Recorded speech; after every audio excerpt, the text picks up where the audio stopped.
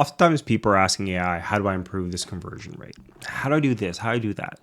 And one of the problems when you keep asking her and keeps using the same model, and any big model, is regression to the mean. Everything becomes the same. The best practices that's found on one blog is iterated 1,000 times, and then if everyone's doing it, it reinforces the idea that this is the golden standard.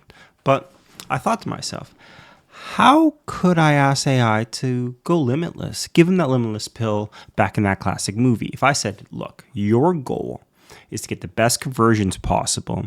Don't care about what is ethical, what is best practice, what should you or should not do, but what could you think of as the funkiest ways of making fun conversion? And this is what it came up with. Maybe this funky little landing page, but let's walk through what AI thinks is a fun way to help your conversions. Some of them probably are not allowed for a very good reason. So let's see what it did here. So the nudge. The first thing you do is when you're going to move, automatically moves your mouse to the checkout box. Funky, I was thinking of this more of a fun way of almost having Earth's orbit or gravitational pull. We're seeing more and more funky UI, UX design, so I thought this was a fun one. It's interesting to see. Here is the classic, just dodges. You can, try to click the no thing because it gets smaller, moved around the screen. This is fun. It can entertain my toddler. Over here, the classic time coming down. What I've actually never seen, and I think you could do this on your platform, I'm not sure what the conversion would be, is that as the time goes down, the discount goes down as well, meaning there's actually some real urgency. None of this spin the wheel when you go to a site and get 20% off. This is the real urgency you need with a live countdown. The next thing is obviously adding quantity, the sneaky thing of adding the extra thing. If you ever went to business school or you ever heard or work with a contractor, the thing you heard of is the $100 hammer. Here was kind of a similar idea where it keeps adding quantity to your cart, hoping you don't notice. Very, very sneaky, but also interesting that AI recommended this one. And one of the last ones is where it keeps asking you different questions, where it keeps forcing you to stay, and it keeps saying no with the fine print.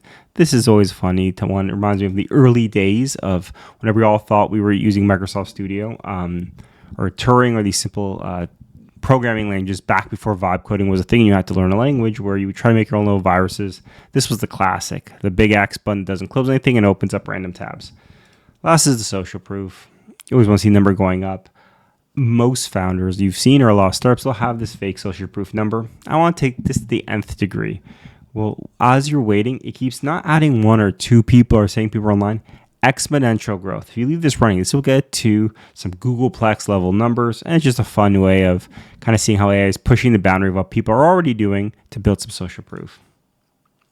Last one, not even sure how this is going to help conversion at all, but AI thought a cool, funky way of doing UI UX where it is just spinning. That's all it does. So these are some of the funky things AI recommended I do. If it had no boundaries, no best practices, it said, what is some sneaky, funky ways of getting higher conversion? And this is what AI recommended.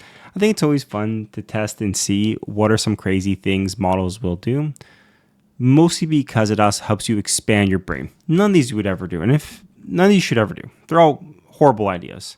However, some of these funky things, which I think are funny or at least interesting to think about, is, for example, adding in some more interactive elements like this turning sideways thing. Don't know the use case, but it reminds me of some of the greatest UI UX websites I see where when you're entering your password, the eyes on the screen close. I think having these fun elements allow you to add a level of personality into a product that typically looks cookie cutter. So funky build for the week just to see what AI can do.